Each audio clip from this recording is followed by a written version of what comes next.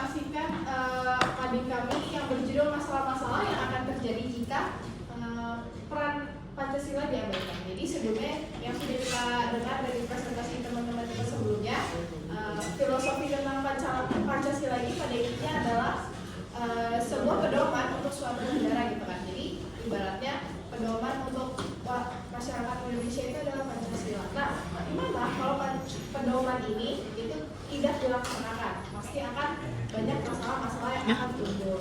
Nah, sebagai contoh di bidang di lingkup keluarga, yang pertama itu ada pembunuhan.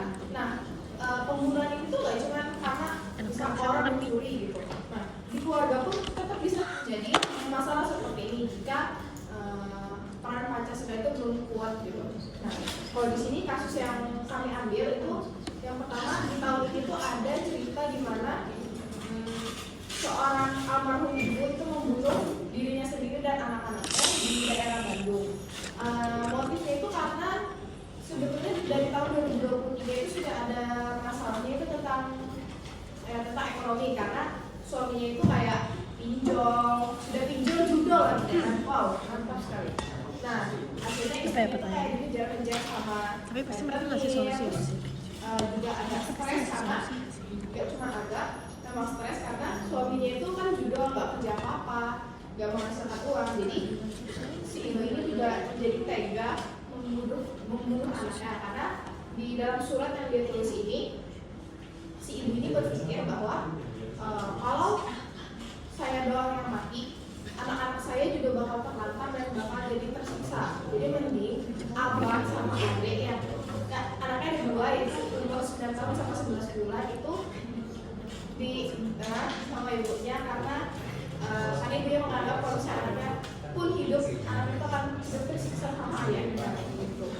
Nah, tapi sebenarnya mungkin kita pikirkan lebih matang lagi dari dan menerapkan nilai-nilai Pancasila dalam masalah ini. Sebenarnya masalah ini sangat bisa untuk dicegah gitu, karena yang pertama kalau kita berpedoman sama Pancasila pertama, misalnya kayak Tuhan Yang Maha Esa, nah pembunuhan ini tuh sangat tidak dianjurkan di agama manapun yang sah gitu ya. Misalnya yang agama Islam, dari agama Kristen dan agama-agama lain itu pasti nggak ada yang membolehkan untuk pembunuhan gitu ya. Terus juga di masalah ini yang menyangkut itu adalah sila keempat, di mana musyawarah itu sangat diperlukan. Maksudnya kayak jika memang masalah ini sudah terjadi lama, pasti harusnya suami ataupun istri itu bisa mengkomunikasikan masalah tersebut agar tidak terjadi pembunuhan semacam ini. Kan pembunuhan ini kan kayak menghakimi dirinya sendiri dan anak-anaknya gitu. Terus juga dampak sosial yang terjadi mungkin karena ini juga almarhum dan almarhumah sudah meninggal, jadi pembelajarannya yang bisa kita ambil ialah jangan cepat menghakimi diri sendiri. Selanjutnya kita melihat kasus di lingkup sekolah, yaitu di sini kami mengambil perundungan. Nah, perundungan ini nama lainnya adalah bullying. Nah, jadi menurut KBBI, merundung itu memiliki arti mengganggu, mengusik terus-menerus, dan menyusahkan. Nah, perundungan ini menjadi kasus yang sangat-sangat banyak terjadi, terutama di Indonesia bahkan dunia. Nah, menurut KPAI, Komisi Perlindungan Anak Indonesia mencatat bahwa di tahun 2023 itu ada 3.800 kasus perundungan, dan di tahun setelahnya 2024 itu ada 2057 kasus yang dilaporkan ke KPAI. Nah, di sini kami mengangkat satu contoh kasus. Ya, kasus ini terjadi di bulan Juli tahun 2025 saat seorang anak SMP inisial WP usia 12 tahun dia ini dirundung oleh kakak kelasnya yang berusia 13 dan 14 tahun. Jadi ada belasan seniornya ini merundung dia gitu saat dia menjalani masa pengenalan lingkungan sekolah atau dia ini bersekolah di SMP Negeri 3 Doko, itu terletak di Desa Sumberurip, Kecamatan Doko, Kabupaten Blitar, Jawa Timur. Nah, Mereka tuh masalah ini membuat Weti ini trauma gitu. Jadi dia ini diolok-olok, lalu dia itu juga dipukul dan ditendang oleh kakak-kakak seniornya tersebut. Nah, ini mengakibatkan dia ini mengalami trauma secara psikologi gitu, yang mengakibatkan dia ini tidak mau melanjutkan sekolah di SMP Negeri 3 Doko tersebut. Walaupun dia sudah memberikan permintaan maaf secara tertulis itu dalam penyelesaian secara kekeluargaan gitu. Jadi pihak kepolisian berhasil untuk karena kan korban dan pelaku ini masih di bawah umur, jadi mereka menyelesaikan masalah ini secara kekeluargaan seperti itu. Nah, selanjutnya kita akan menganalisis pelanggaran terhadap sila Pancasila. Nah, jadi kasus perundungan itu melanggar begitu banyak sila Pancasila. Yang pertama itu tentu saja yang pertama ketuhanan yang Maha Esa, sila pertama. Tentu di dalam agama kita masing-masing itu diajarkan untuk saling menghormati sesama kita, terlepas itu dia lebih tua atau dia lebih muda gitu. Jadi kalau kita merundung orang lain tentu itu salah gitu. Lalu yang kedua itu melanggar sila kedua kemanusiaan yang ada dan beradab. Nah, sila itu sangat menjunjung tinggi hak asasi manusia. Namun ketika kita melakukan perundungan itu jelas-jelas melanggar hak. Lalu yang ketiga adalah sila ketiga, persatuan Indonesia. Nah, sebagai satu bangsa kita kan seharusnya saling bersatu ya, bukan saling menjatuhkan yang lain gitu. Lalu yang terakhir adalah yang kelima, yang keempat, sila kelima, yaitu keadilan sosial bagi seluruh rakyat Indonesia. Nah, kita seharusnya memberikan keadilan kepada setiap orang gitu.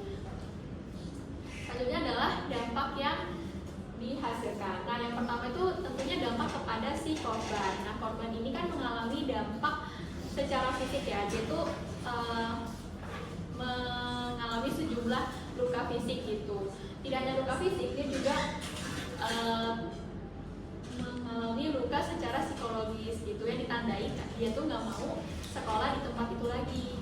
Nah, selanjutnya dampak yang bisa terjadi juga terhadap orang keluarga pelaku dan sekolahnya gitu, karena pasti kayak berita ini kan sudah diangkat ke nasional ya, ke media nasional, jadinya tentu ini akan memalukan bagi keluarga pelaku dan juga bagi sekolahnya gitu.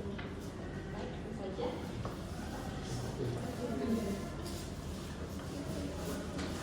Ya, jadi kita lanjut ke ketiga. Iya, saya mengambil lingkup yaitu negara, bangsa negara, mengambil separatisme. Kenapa saya mengambil separatisme? Karena di sila 3 itu berbunyi persatuan Indonesia.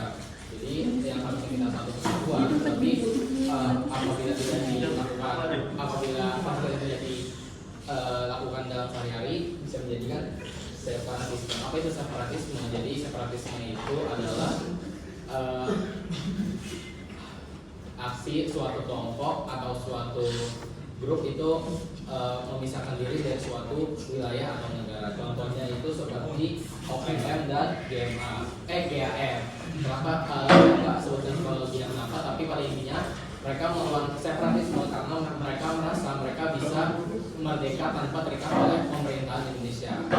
Apa sih dampak sosial dari perilaku separatisme ini? Jadi bisa dampak sosialnya itu bisa memecah belah. Ada yang sebelumnya orang yang memikirkan separatisme, pas terjadi separatisme ini orang memikirkan kenapa ya kalau misalkan orang-orang ini pindah, mungkin ada sesuatu yang terjadi dalam hal pemerintahan. Akibatnya orang-orang yang berubah ideologinya dari yang harusnya dia tetap di Indonesia malah ke separatisme. Akibatnya terjadi perpecahan belahan yang bisa paling buruk itu dia sampai menembak dari satu sisi ke satu sisi lain.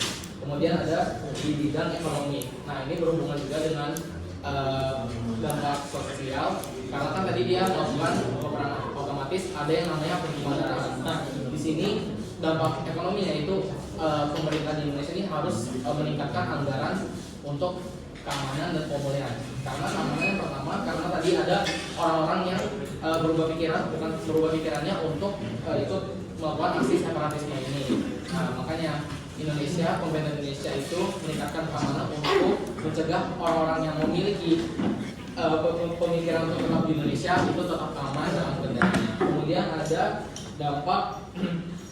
dampak pada negara ya, dampak pada negaranya itu bisa menimbulkan isu-isu ke luar negeri kayak misalkan ke Amerika. Misalkan Amerika mikir tiba-tiba kayak kenapa sih Indonesia nih, kenapa Papua sama GAM itu memisahkan diri dari Indonesia? Pasti ada hal-hal dan sebab-sebab yang membuat mereka ini memisahkan diri. Nah, hal tersebut bisa mengganggu atau merusak hubungan internasional antar negara Indonesia dengan negara lainnya. Oke, jadi seperti yang sudah dijelaskan tadi bahwa nggak cuma di lingkup sekolah sama keluarga, tapi mengabaikan Pancasila itu juga bisa menyebabkan masalah di lingkup negara. Tadi udah diskusi yang pertama sebenarnya separatisme, tapi sekarang mau mengambil kasus adalah lagi-lagi liga korupsi. Jadi memang korupsi ini udah kayaknya ikonik banget atau kayak terkenal banget di Indonesia. Tapi seperti yang kita tahu, korupsi itu artinya adalah penyalahgunaan kekuasaan jabatan untuk kepentingan diri sendiri. Jadi bisa sifatnya itu mengambil uang yang bukan hak mereka untuk digunakan bagi kepentingan mereka sendiri. Nah, jadi sebenarnya korupsi ini juga merupakan salah satu masalah yang all in. Kenapa all in? Karena dia literally menyalahkan atau melanggar semua Pancasila gitu. Jadi yang pertama, sila ke-1 kan ketuhanan yang Maha Esa. Melakukan tindak korupsi, berarti kamu tuh nggak jujur, kamu tidak menghargai milik orang lain, dan itu melawan perintah Tuhan. Nggak ada agama yang mengajarkan kita untuk berbohong kan. Terus yang kedua, sebagaimana berbunyi kemanusiaan yang adil dan beradab, korupsi itu sama sekali bukan tindakan yang adil dan juga beradab. Nah, terus yang ketiga kan persatuan Indonesia. Nah, tindakan korupsi ini jelas-jelas mementingkan kepentingan pribadi di atas kepentingan negara. Nah, terus sila keempat itu juga dilanggar oleh tindakan korupsi. Kenapa? Karena para pemangku jabatan atau ya pejabat negara itu mereka bisa menempati kedudukan tersebut karena dipilih oleh rakyat kan. Nah, rakyat itu memilih mereka karena mereka percaya terhadap kinerja para pemangku jabatan ini untuk menolong eksistensi rakyat di negara seperti itu. Nah, lebih dari itu, ketika pejabat negara itu sudah menyalahgunakan kekuasaannya, maka itu akan merusak kepercayaan rakyat. Merusak kepercayaan rakyat itu berarti mencela nilai demokrasi seperti itu. Ya. Terima kasih.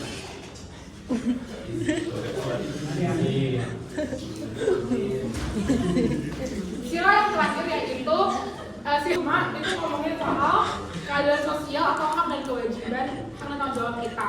Nah, kami juga harus jelas-jelas melanggar. Kenapa? Karena ketika mereka mengambil hak orang lain itu melanggar sila kelima kan dan juga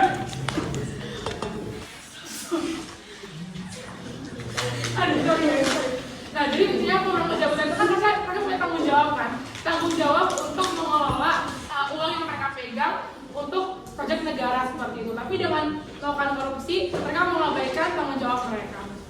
Nah, setelah kita membahas soal sila-sila yang dilanggar oleh korupsi itu, kita juga mau ngebahas dampaknya. Dampaknya itu banyak banget, mulai dari yang pertama itu pastinya ekonomi.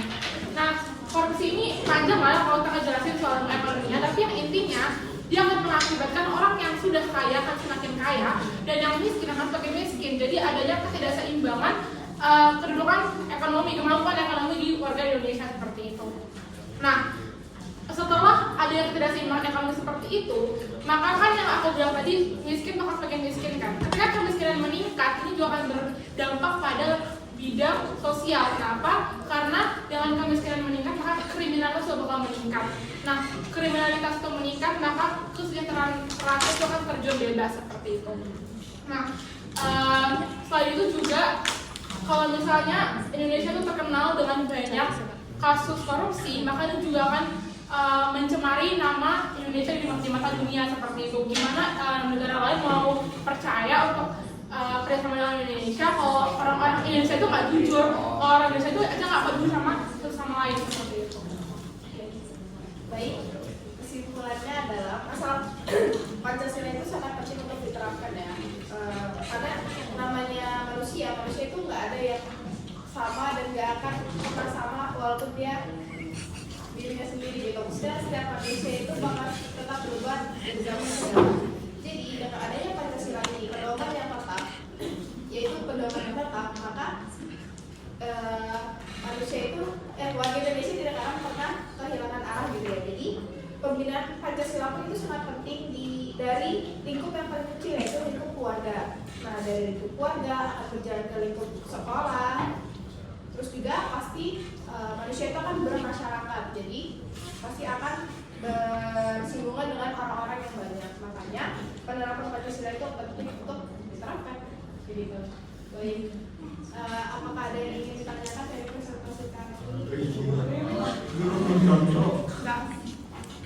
Boleh. Habis.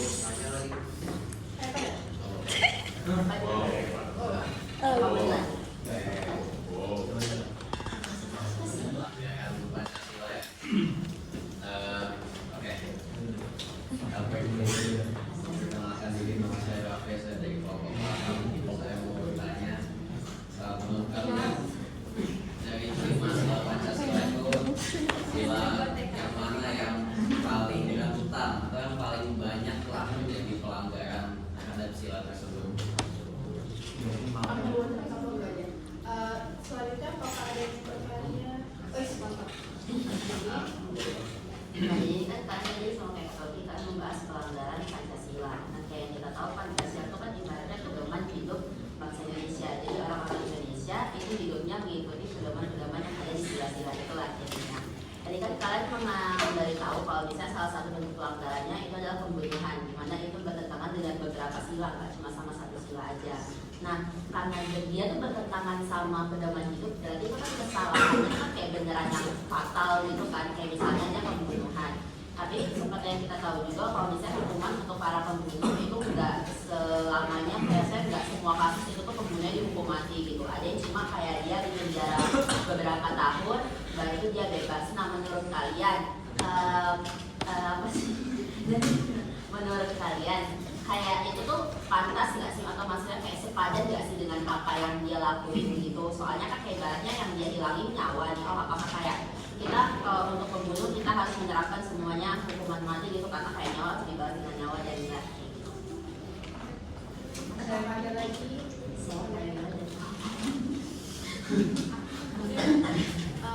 Kenalin saya Keisha dari kelompok kayaknya. Apa ya kan? Ya, kelompok 6. Aku cuma aja sih ngomongin tentang masalah yang benar-benar Pancasila. Kemarin ada nggak sih tips and tricksnya buat kita nih penerus, sebagai penerus yang buat ngajarin nih nanti anak-anak kita itu buat masa depan lagi. Ada nggak and trick yang biar masalah kayak gini tuh bisa minimal diminimalisir? Gila coy. Oke. Kita tahu dulu ya. Diskusikan. Foto boleh sih? Oh. Diam kamu yang kental.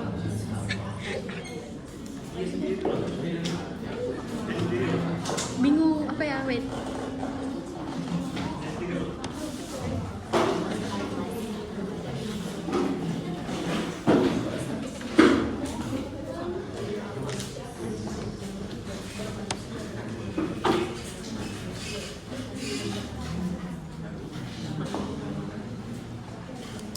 Aku nanya korupsi gitu, tapi gampang kan sosial juga sih, tapi bisa sepadan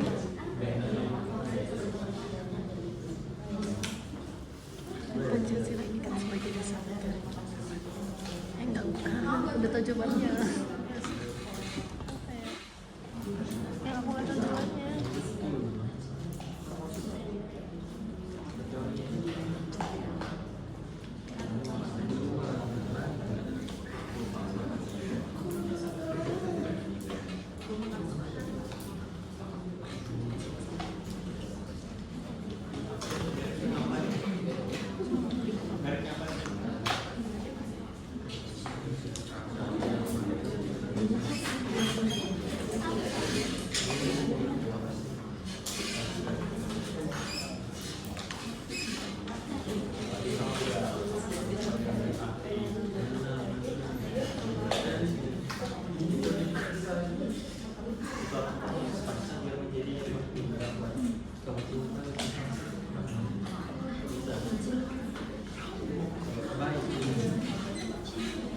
Kesadaran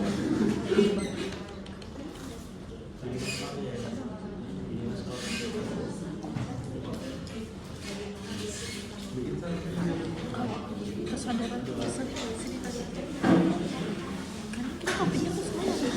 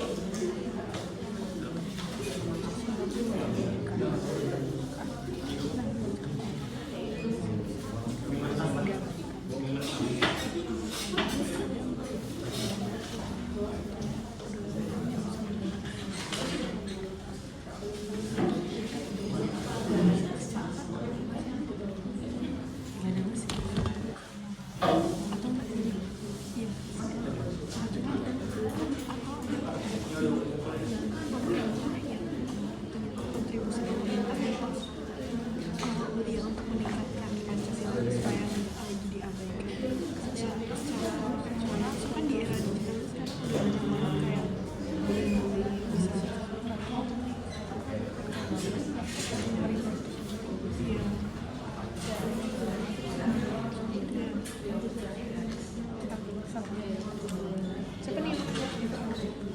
Coba aku tulisnya apa tadi?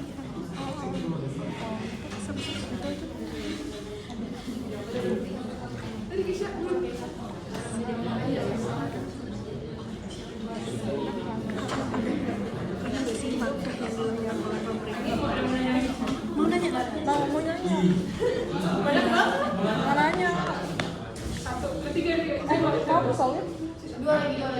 Kamu kah? Kamu aja sudah minta, kamu aja sudah. Dua aja lagi. Ya. Saya lihat dari kelompok 3 4 ya? Gak tahu semua dari mana. Dengan masalah-masalah apakah Pancasila itu masih efektif sebagai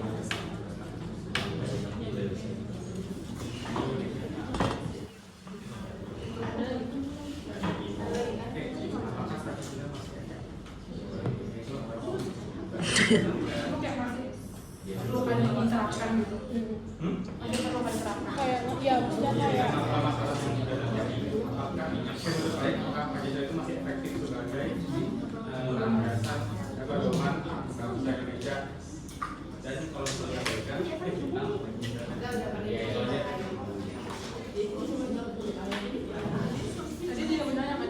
gak jadi, udah diwakili. Soalnya satu kelompok. Berarti that's all aja ya. That's all, asik.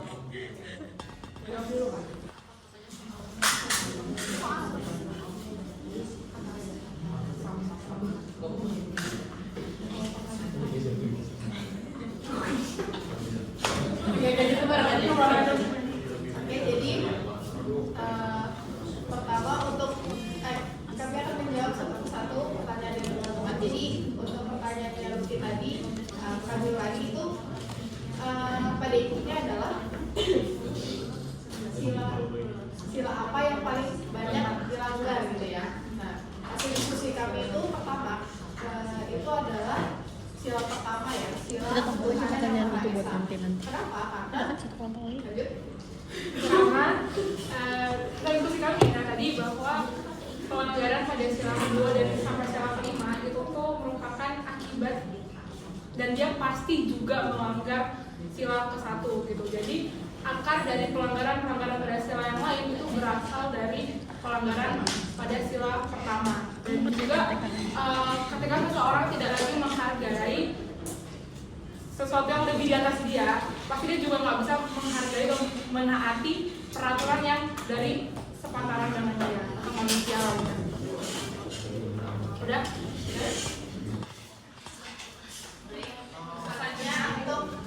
Jadi pada intinya pertanyaan Caca itu apakah menurut kita itu gimana kalau misalnya orang itu telah membunuh itu apakah sewajarnya untuk dibunuh balik atau hukuman lainnya gimana deh? Kayaknya hukumnya sebenarnya sepadan atau belum sih? Ya. Jadi menurut hasil diskusi kami itu sebenarnya banyak faktor ya, tapi mungkin bisa ditinjau dari masalah yang sebenarnya. Jadi namanya pembunuhan itu pasti banyak alasan-alasannya ya kan. Bisa aja dia membunuh karena dia membela harta dan bendanya dicuri atau gimana. Jadi menurut kami itu pembunuhan itu dikatakan layak atau tidak layaknya itu bisa dilihat dari case orang tersebut. Gimana?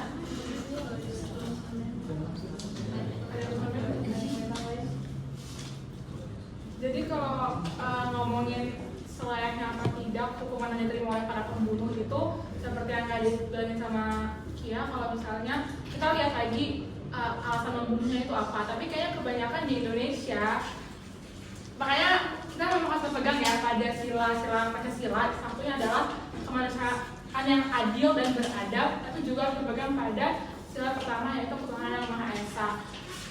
Membalas atau misalnya menghukum seseorang yang telah membunuh itu dengan hukuman mati itu juga nggak bisa dilaksanakan karena tuh melawan sila pertama dan sila kedua. Tapi kita juga harus melihat atau harus jujur bahwa ada beberapa case yang memang apa yang dia perbuat tidak setimpal dengan apa yang dia terima gitu. Jadi kalau ditanya apakah sudah sepadan atau belum, memang ada beberapa yang belum, dan itu yang harusnya diperhatikan dan direvisi lagi oleh pembuat kebijakan di negara kita. Oke, selanjutnya Kakak. Oh ya tadi bagaimana cara meminimalisir mengejarkan. Oh ya tips and trick ya, bagaimana tips and triknya. Jadi seperti kesimpulan kami yaitu kami melakukan kita mulai dari lingkungan paling terkecil dari lingkungan paling kecil kita yaitu lingkungan keluarga. Yang mana sih makanya di sini perlu peran orang tua untuk menjelaskan apa itu Pancasila dan apa dampaknya jika tidak dilaksanakan sesuai sila-sila tersebut gitu. Nah makanya orang tua di sini penting banget untuk mengajarkan ke anaknya. Maka dari itu penting peran orang tua untuk mengulangi yang lain peran orang tua tuh dari lingkup kecil kita tuh penting banget, tapi juga dari lingkup keluarga kita itu yang lebih bisa lingkup sekolah kita tuh juga penting dari guru-guru kita buat penerus kita tuh lebih baik itu bisa jawab di pertanyaan dia sebenarnya apakah itu efektif atau tidak. Makanya Tipsnya adalah melakukan dulu. Iya, jadi sebelum kita ngajarin kita harus jadi pelakunya dulu karena anak-anak itu melihat paling banyak dari apa yang dia lihat, bukan cuma jadi dengar. Jadi contohnya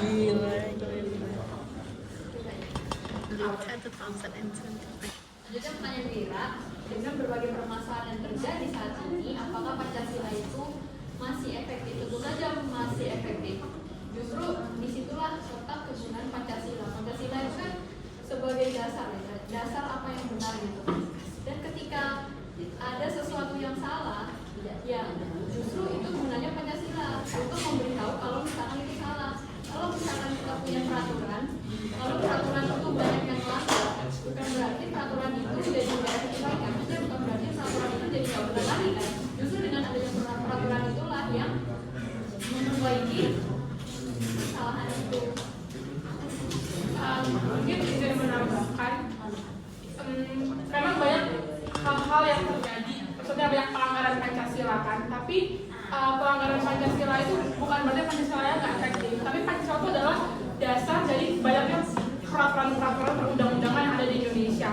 Jadi yang belum efektif yang belum efektif dengan total gitu ya, itu adalah peraturan anak-anak Pancasila gitu. Jadi Pancasila nggak perlu diubah ataupun dihapuskan, tapi untuk meminimalisir masalah-masalah ini atau bahkan menghapuskan masalah-masalah ini, yang harus dilakukan adalah revisi lagi atau revisi lagi peraturan undang-undangan ya, karena ya itu menjadi satu akar dari permasalahan ini kan.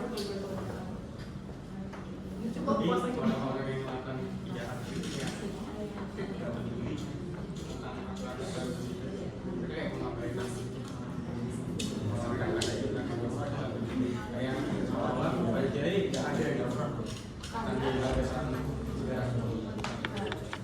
ya karena Pancasila ini pentingnya ibaratnya kalau kita ngeliat orang tua kita pasti kalau misalnya mau bapak kita cari uang yang baik, kita juga akan mengikuti mereka mencari uang yang baik. Nah sebenarnya di sini juga ada peran negara di mana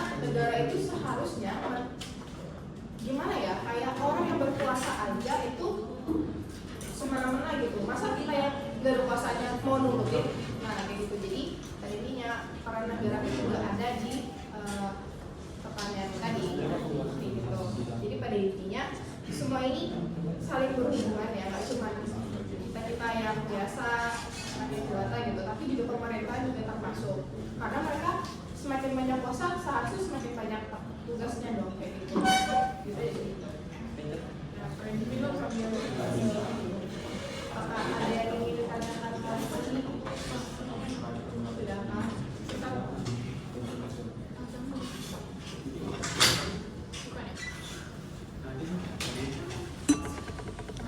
Enggak. Oke. Jadi mungkin sekian presentasi kami kali ini. Kurang lebihnya mohon maaf. Wassalamualaikum warahmatullahi wabarakatuh dan selamat siang teman-teman dan ibu. Waalaikumsalam warahmatullahi wabarakatuh. Siang.